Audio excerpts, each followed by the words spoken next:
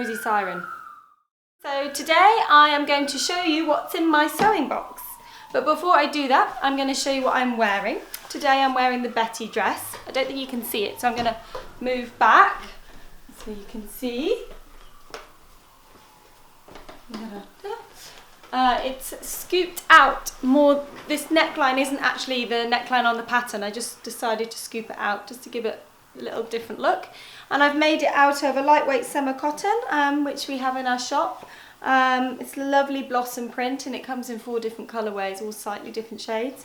But yeah, really pleased with it. I've got a little belt round the waist to keep it even more nipped in. So this is my sewing box, and I haven't actually sorted through this in a while, so there are definitely some bits in there that maybe I'm not going to show you. I'm going to show you, here it is. I think, I think it was actually a garden tool type box. It wasn't advertised as a sewing box, but I saw it and I thought this would be perfect. A lot of the sewing boxes out there are a little bit too small. I'm holding this with one hand and it's too much, so I'm going to pop it down. Not very strong. Right, so it's got all these compartments. In the top, I'm going to try to show you. In the top, can you see? Look, there's little compartments. So starting off in the top is all the things that I grab most.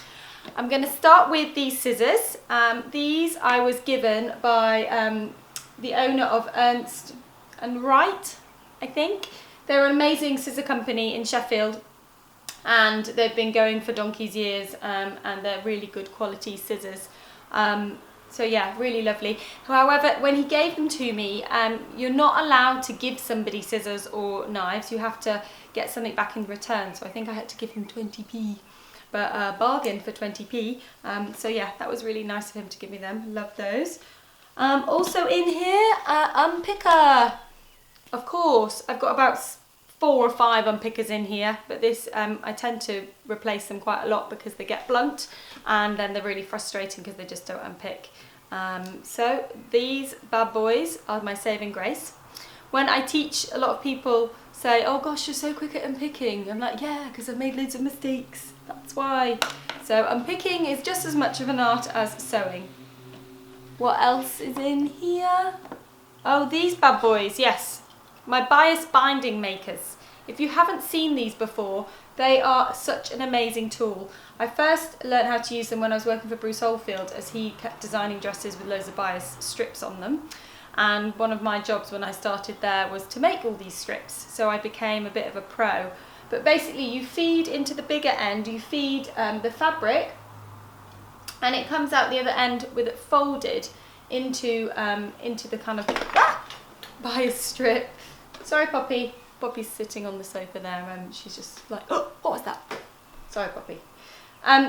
So yeah, so you put the bias strip in and it just comes out, and then you iron it as it comes out into the shape. So it would look like bias binding, which I was hoping I was going to have to show you, but no, I don't. But when it folds in over, so if you bought bias binding, it basically comes out looking like that. So a little bit fiddly, but they are amazing, and they come in all sorts of sizes. So this one is 1 inch, and this one, I think about 1 centimetre or so. So you can get an 1 inch bias strip, or this one, yeah, 1 centimetre.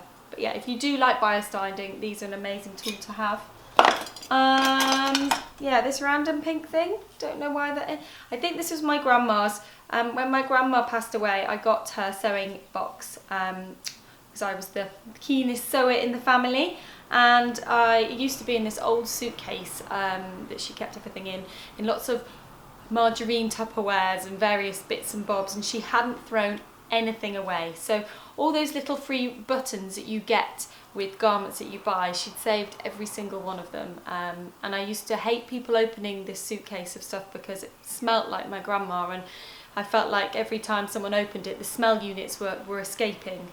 But yeah, eventually I started to put the things in my sewing box. So this was hers. It's lovely pink cotton tape. One day I hopefully will use it.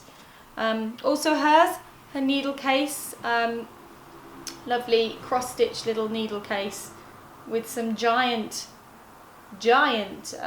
needles that I don't think I'll ever use, but I've kept them in there because they were my grandma's, and I've got my ones in there as well. I've got another one actually. She seemed to have quite a few, and I wonder if maybe she didn't make them and maybe someone made them for her. I don't know, but there's another little one. Next in here is a thimble. Yeah, I don't wear thimbles. I never learned how to sew with a thimble, so I only really use it if I'm working with something like leather or something really stiff and I just can't get it through. But I don't use them to sew generally. I don't. Yeah, it feels funny, I can't grip it. I think it's one of those things, if you've learned how to sew with one, then you can't sew without, and if you haven't, then you just kind of don't need it. The skin on my fingers is tough enough, I don't need a thimble. This was one of my favourite things in my sewing box. This is a little, let me show you. Ooh, this is a little pincushion that my mum got me ages ago. She got one for me and my sister. I don't know if my sister still has hers. She doesn't sew, so I'm not sure if she would. But it's, yeah, a cute little cross-stitch pincushion with a little rainbow and a little couple. So yeah, I don't actually use this for my pins because I have a magnetic pin dish, but I just love having it in there. I find that a lot of the things in my sewing box are practical but also really sentimental, and I can't throw them away even if they're not, I don't use them anymore. Okay, on the other side, what have we got? Oh! My chalk pen. If you've not yet discovered these, they are amazing. They are chalk pen dispensers. So they have powder in this part and then a little spinning wheel. You won't probably be able to hear that, but it clicks round and it dispenses the chalk. Can you see that?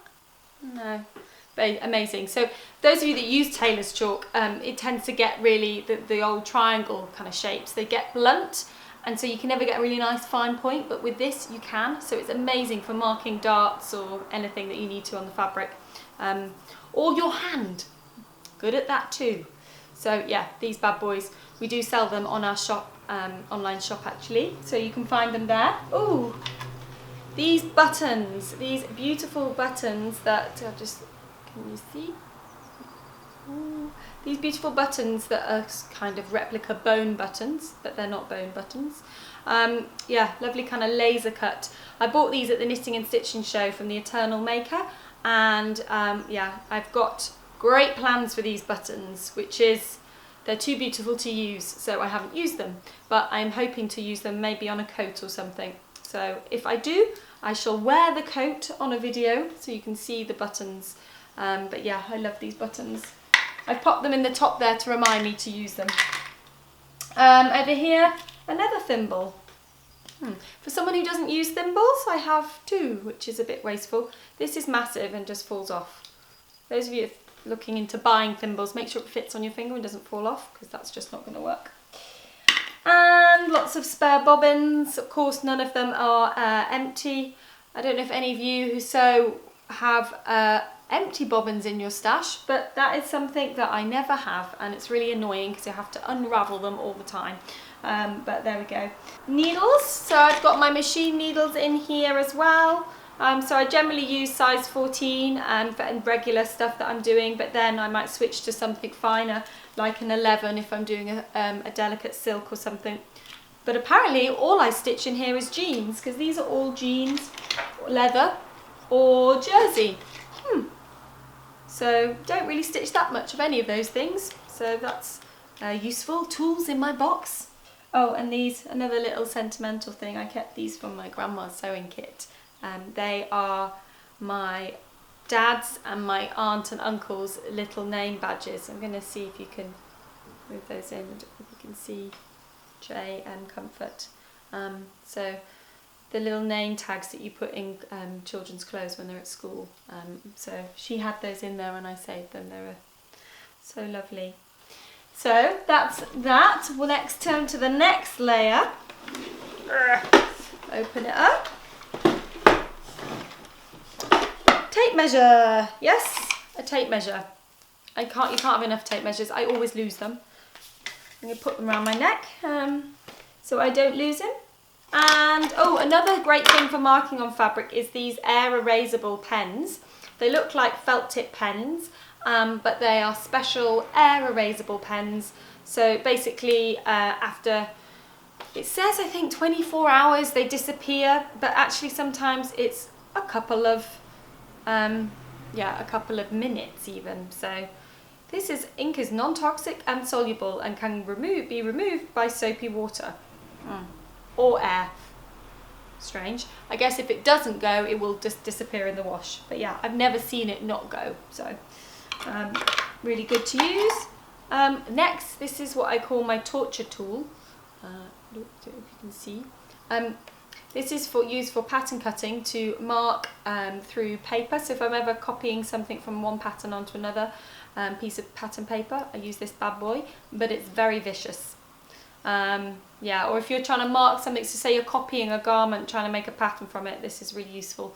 But yeah, really, really vicious, and it makes lots of holes in your table, so you have to make sure that you've used a mat or something, or some lino. Lino is really good for when you're using these, so put a piece of old lino on a table and it protects your table. Tip from the top. Next I have a rotary cutter. I am not really a quilter, but I do have a rotary cutter. It's sometimes useful if you're doing loads of cushions or bags or things like that. It's so much quicker to cut, but you do have to have the mat. It's an Alpha one, which is I think a really good make, although they do get really blunt and they're not the cheapest. But I did learn a tip from our quilting teacher to sharpen the blade. You just get loads of tin foil and you just go back and forth with the tin foil and that sharpens it. So that's a good thing. It's worth doing that a few times before you change your blade. Next in here, some random elastic. Must have been making some pyjamas or something with that, because I don't have any elasticated dresses, so I'm not quite, can't even remember what that's from. It might be from my book, my first book. There's an elasticated skirt in there, so anyway, elastic. And next, another tape measure. If you're into sewing, you'll know this, but people like to buy you novelty sewing things, and this is one of those. It's a little house. There he is, little house, and when you do that, he goes whoop, he disappears. I probably have never really used this because actually I find them annoying, but I can't not throw it away. So it's cute. It's now on the floor. It's cute. It is really cute. It's quite maybe good to have in your purse or something if you ever needed to measure things, just in case you needed to measure something. So that's that. I've also got some hooks and eyes. Always need hooks and eyes, so got lots of those. Then I've got lots of different feet. I'm not going to bore you with all the different machine feet I have, but I have a walking foot. That's the most exciting one in here. So I use this for if I'm using leather or if I'm doing quilting. Not that I do that much of that, but if I am, this is really good. It walks across, so rather than the fabric just being fed through the teeth on the bottom, it's also got teeth on this foot that help feed the fabric through. That's probably the most inarticulate explanation of a walking foot. It basically says what it does on the tin.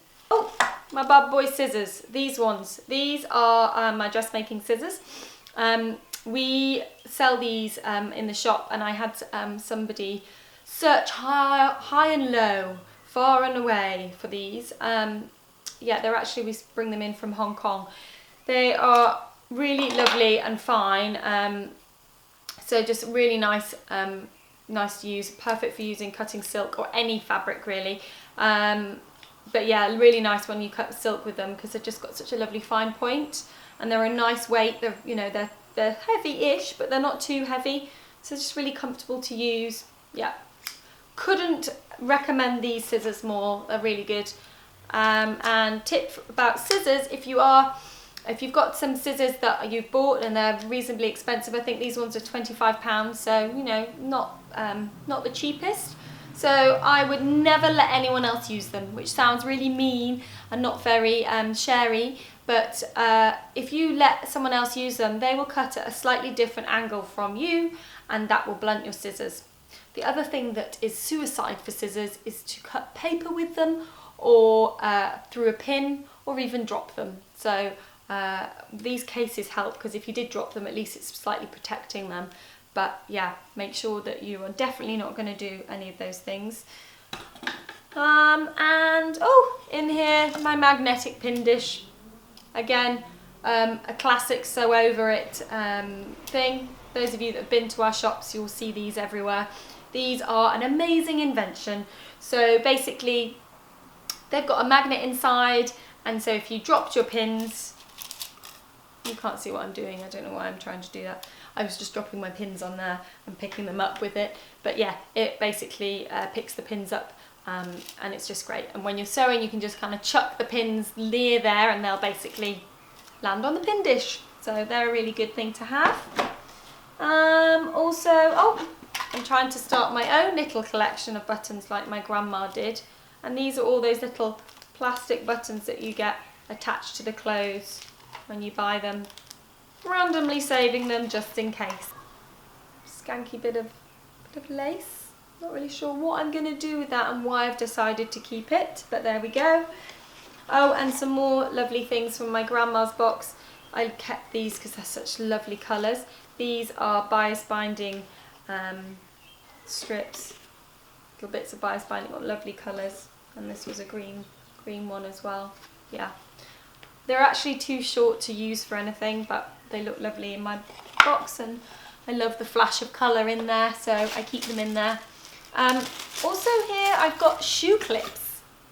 I did do a shoe clip project for someone once, so that's why I've got them. They're quite vicious, but they're basically little clips. I don't know if you can see. Little clips that you can sew things onto, and then they clip onto the top of court shoes or wellies. I once did some wellies shoe clips for a festival. So yeah, they're great. You can get them off eBay. They're cute. You can make little flowers and things to go on your shoes or bejeweled things. And then I've got spare bobbin cases in here. That might seem strange, but I actually have two bobbin cases. I have one for when I play around and do machine embroidery stuff, which actually I don't really do that much. But on that one I will change the tension a lot, so a lot of fiddling around with the tension on there. It means that I can fiddle around with there and then put it to one side, and then when I'm doing regular sewing I've got another bobbin with the right tension on it. So it's just quite good. It was something my sewing teacher told me to do, just have two and fiddle with one and don't fiddle with the other. And I think that's about it. A random needle. Lots of random needles and lots of random bits and bobs that are very interesting. But yeah, that's what's in my sewing box. I do have lots of threads as well in jars and things. So that's why they're not in here. So that's my sewing box.